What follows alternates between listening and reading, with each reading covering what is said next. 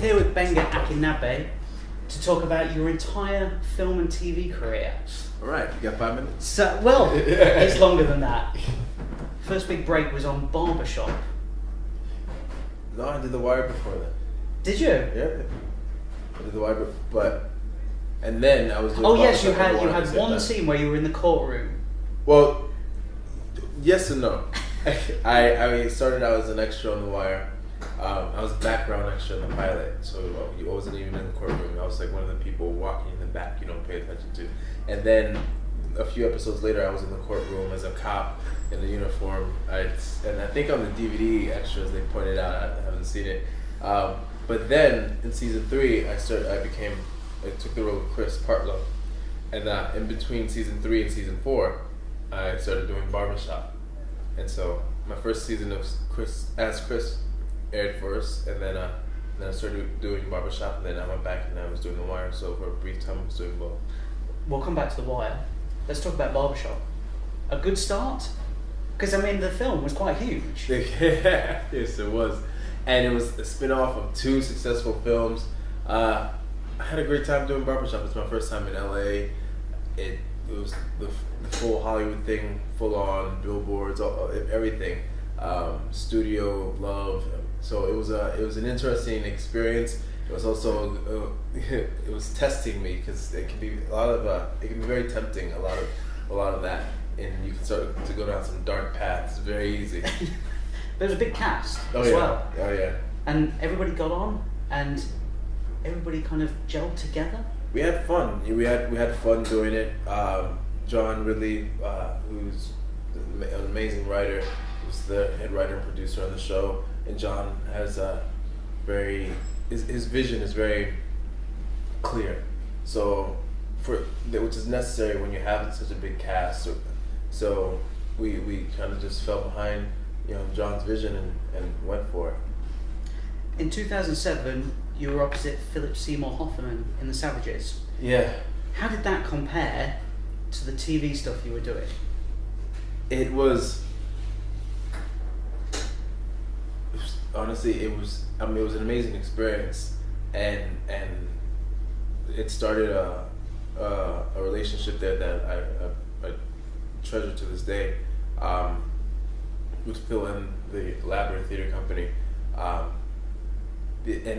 But I always like to take things as my next gig. This is a gig, so just to put it into perspective. Otherwise, I can easily psych myself out. And then it took a minute. I was like, oh, listen, this is another gig. It's another gig. And then when I realized I'm acting with Philip Seymour Hoffman and Laura Linney, I was like, all right. I gave myself a second to freak out, and then I was like, all right, I got to get into this. It was the same when I did the movie with Mel Gibson. I was like, it's a gig, Mel, what's up, it's whatever. But then when the director walked me through the set and introduced me to everybody, all right, cool.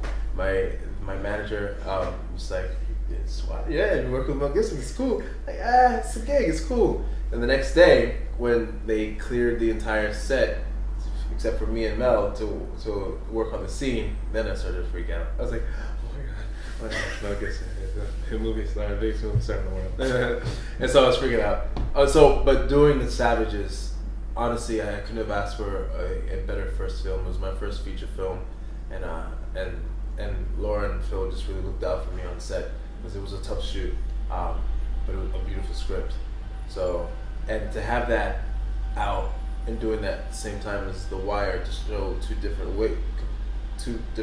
characters completely was good. Good. You were also in the remake of Taking Pelham 1, 2, 3, I directed was. by Tony Scott. Tony. Now that's a huge action. It was, yeah, it was. That was a great experience. The best thing about doing that movie was working with Tony. I mean, it's wild. We're talking about Phil who passed. Now we're talking about Tony who also passed, and I really got to like these guys, and both of them really looked out for me on set. And Tony would come by my dressing room and tell me stories about like what he would shoot, his filming, make Top Gun, all these things. He told me some amazing stories, what projects he wanted to do next, and just about Hollywood. Tony was just and he took care of everybody. He just took care of everyone. So and doing the movie was fun. Working with Travolta was cool, But like the best thing was about that whole experience, which was very different because this is a big budget blockbuster film, which was different than The Savages, you know, as far as how it was made. But the best thing about it was working with Tony Scott. Great director, and as you said, a huge cast. Yeah. How was it to work with those? I mean, you've got Denzel, you've got John Travolta, and goodness knows others, John Turturro as well. Yeah. How were they all? It was cool. It's funny because in a big movie like that, you don't really see anybody else. I mean, I would see Denzel on set, and you know, we talk. He was a fan of The Wire, so we just chopped it up. A really cool guy. But I spent most of my time trapped in a train coach with John Travolta. and there's worse ways to spend a job. No, absolutely. Yeah. John was funny. He loves to dance, so it's cool to see someone be so free and enjoy music that much and enjoy dancing that much. So it was cool. We had like a bunch of other people on a lot of the other hostages. You're there for over a month, working together, going into the train and down into the train tunnels, working together on set, and these train coaches working together. So you really get to spend a lot of time with people. So are you saying that John Travolta was dancing in between takes? Did he show you a few steps? He loves to dance. He loves to dance, and it's good. It's cool to see someone who has.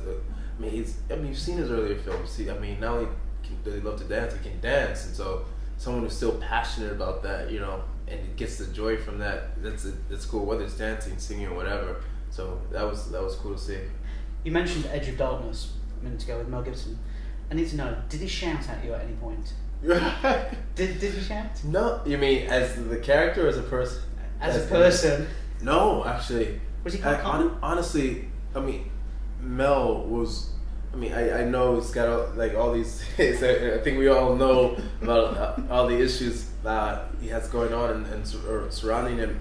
But to be frank and just speaking about my personal experience with him, he was a very giving actor. He would chop it up and discuss the scene with me, and then we'd make choices, and then he's a huge had been a huge movie star for a very long time. So when it came down to doing the work, I've seen people who've accomplished less with bigger egos in the moment. Not to say that that I'm disregarding everything else. I'm just talking specifically about my experience with him. Cool guy as far as the work. So we're talking about some of the films that you've done, big films, TV shows. You've popped up on The Good Wife, Blue Bloods, A Gifted Man, Nurse Jackie, Damages, Elementary, Law and Order, and now you're on 24, Live Another Day. Jeez, I never think about it that way. That's a lot. My question is it fun to pop in these shows for 4 or 5 episodes, cause a lot of damage, and then disappear again? Yeah, I mean, I'm listening to you. I'm like, I like all those shows. I don't watch those.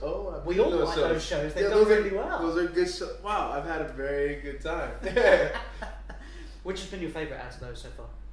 Oh, it's hard to pinpoint because I've had a lot of them involve me shooting in New York, which I love to do. I mean, I'll shoot in LA, have fun in LA, but I love being in New York.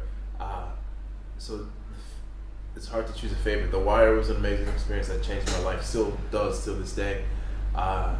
Nurse Jackie was a lot of fun. It was actually the first show I've ever been on that I was a fan of before I started working on it. Of all these shows, I never, even including The Wire, I never watched before I started doing it. Nurse Jackie was the first one I loved before I started doing it. That was a lot of fun. I had Graceland, which is of course, I miss Graceland. Yes, I had fun doing that show. Really great cast, and the writers on that show, Jeff Easton. Steven, it was a lot of fun shooting in Florida. So, I mean, I'd have to say The Wire was amazing, but I think that's an obvious choice. But say Graceland and The Good Wife. Then again, I had fun doing Damages as well. You're not narrowing this down at all. I'm not. Well, let's move on to the next one. You mentioned Nurse Jackie, and obviously you were in it for the whole season 3. Most of season 3. And you left kind of under a cloud. Were you disappointed in how you left? Because obviously you said you were a fan of the show. Yeah. I think that it could have been. Did you want to be the good guy and go out as the good guy? No. I don't have to be the good guy just as long as there's an interesting storyline. Kelly could have gone either way, been the good guy and so on. I think the story could have been served a little better. I'll leave it at that. But I had my time on there was like I had fun. Edie was amazing. I mean, like to do the show, to have like so much work with her, and then the cast and crew kind of always follow your captain as far as the tone on the show. And she set a great tone. You know? Yeah. It was a great, full, fun set to be on. So we've talked a little bit about TV show. I want to go back to a film now.